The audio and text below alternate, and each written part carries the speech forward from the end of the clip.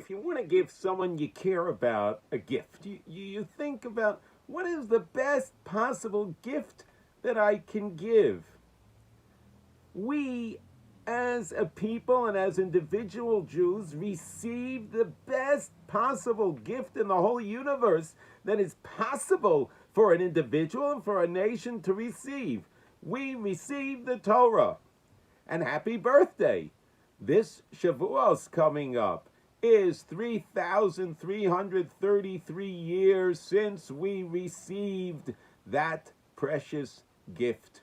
It never goes out of style, and it's always perfect, and it has in it everything that is necessary to live a beautiful and amazing and fulfilling life.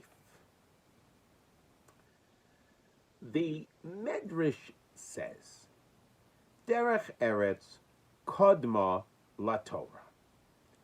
The Meiri commentary explains, Derech Eretz has many meanings, but he explains that it means character. Character traits precede the Torah. He explains that if we have faulty character and then we study Torah, it doesn't get assimilated into our spiritual system. Like it has with certain foods, when the body is not working right and the nutrition is not getting assimilated properly. So we may take supplements, medications. When it comes to the gift, this precious gift of Torah, impacting, generating the spiritual influence on us and on our families and on the world, we need to precede that with excellent character, striving to improve our character traits as best as possible. Remember the generation of the flood, the Mabul. The Torah tells us why. What was so terrible about the world that God felt that it is time to destroy the world? All the people, except for Noah and his family. The Torah says, Ki mala haaretz chomas. The land was filled with chomas. And what is chomas? Chomas. Interesting as I'm thinking about it now and thinking about Hamas and what's going on in the world. But let's take a look at the word chomas. Chomas means violence, but it also means specifically stealing. And what was going on, according to our commentaries, is the following. This is what permeated throughout the world. It was a kind of theft that you could not collect on. For example, and specifically, legally in the time, in those days, there were legal systems.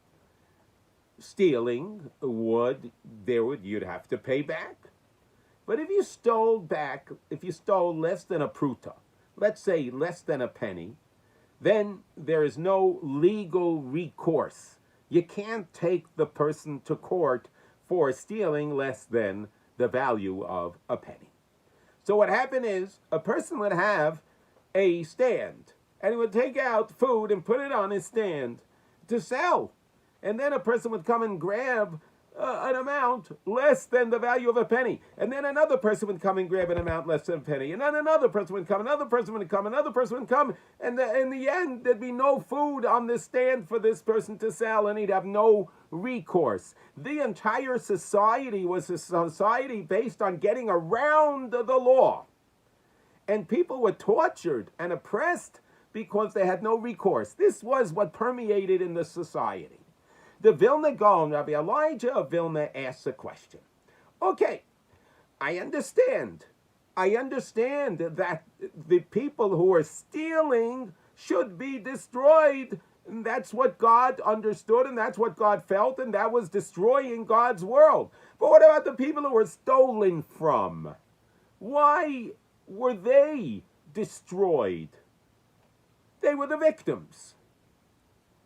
And he explains, based on several verses, beautifully, brilliantly, he says that when they responded, when they cried out and called out, they did it, they were over, they gave it the anger and the crying out and the oppressiveness, and their response to the people who were stealing from them was over the line. Yes, they should have responded, but their response too was so, the words, the way they said it, the way they expressed themselves, and the anger that they kept harboring and harboring and harboring and harboring and harboring crossed the line. And because of that, they too were in the same camp as those people who were stealing.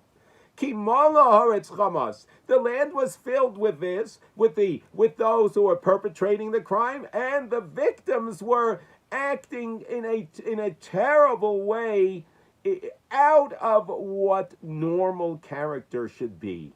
The yelling was too much, the anger was too much, the cursing was too much. Poorness of character was in the same category as stealing itself. God says, pork stealing? Sorry, you can't be in this world where the whole society is like that. Poor character? Sorry, this is not the world that I created. That's not what I wanted. What a powerful message. As we're getting ready to usher in the holiday of Shavuos, where we celebrate the giving of the Torah, let's remember the message that Derech Eretz Kodma Torah, proper character, is necessary for the gift of Torah to permeate within us, and especially at this time, when there's so much pain and anguish and confusion and worry in the world, here and certainly in Eretz Yisrael now. Our study of Torah and our working on our character will build a better world. God said, no Torah study, no character development. This world is not for me. Those are the ingredients that we must take upon ourselves right now, right before at this difficult time. And may we enjoy a beautiful holiday of Shavuos, and may this Shavuos be the last Shavuos that the Jewish people are in exile, and may we see the coming of the Mashiach and peace in the world, bimheira v'yameinu, speedily and soon in our days, and let us say Amen.